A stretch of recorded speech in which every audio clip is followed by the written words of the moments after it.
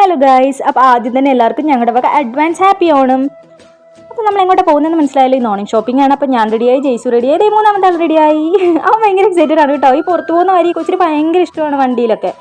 പിന്നെ പോകുന്ന വഴിക്ക് കിട്ടിയ മഴ ഒഴിച്ച് ബാക്കി എല്ലാം അടിപൊളിയായിരുന്നു കേട്ടോ. അപ്പോൾ നമ്മൾ കടയിലെത്താൻ കുറച്ച് ലേറ്റായി. ഈ കടയ്ക്കൊരു പ്രത്യേകത കൂടി ഉണ്ട്. ജയ്സു പണ്ട് ജോലിക്ക് നിന്നിട്ടുള്ള കടയാണ്. അത് കാരണം ഓൾമോസ്റ്റ് അവിടെ എല്ലാവരും അവനറിയാം, സ്റ്റാഫിനാണ്. അപ്പോൾ ആദ്യം നമ്മൾ പോയത് കിഡ്സ് സെക്ഷനിലേക്കാണ്.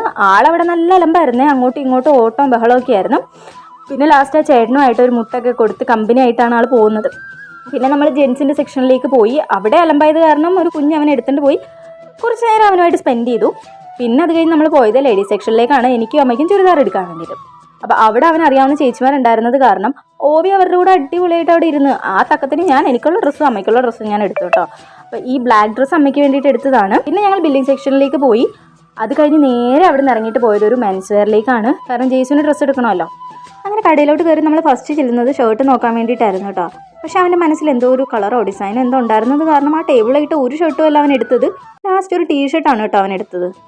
അങ്ങനെ അതെങ്ങനെയോ കഴിഞ്ഞു. പിന്നെ അടുത്ത മിഷൻ എന്ന് പറയുന്നത് അതിന് മാച്ചിങ് ആയിട്ടുള്ള ഒരു പാൻസ് എടുക്കാൻ വേണ്ടിയിട്ടായിരുന്നു കേട്ടോ. പക്ഷേ ഓവി ഉണ്ടോ സമ്മതിക്കുന്ന, ഓവി ജെയ്സിൻ്റെ പുറകെ തന്നെ നടന്നിങ്ങനെ അലമ്പിട്ടുകൊണ്ടിരിക്കുമായിരുന്നു. അവനെ പറഞ്ഞിട്ട് കാര്യമില്ല, അവൻ്റെ ഉറക്കത്തിൻ്റെ സമയമായിട്ടുണ്ടായിരുന്നു.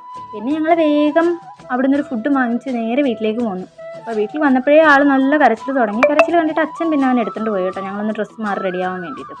അപ്പോൾ അത്രയേ ഉള്ളൂ ഇന്നത്തെ വ്ളോഗ്. ഇന്നെടുത്ത ഡ്രസ്സും കാര്യങ്ങളൊക്കെ അടുത്ത വ്ളോഗിൽ കാണിക്കാം. ബൈ.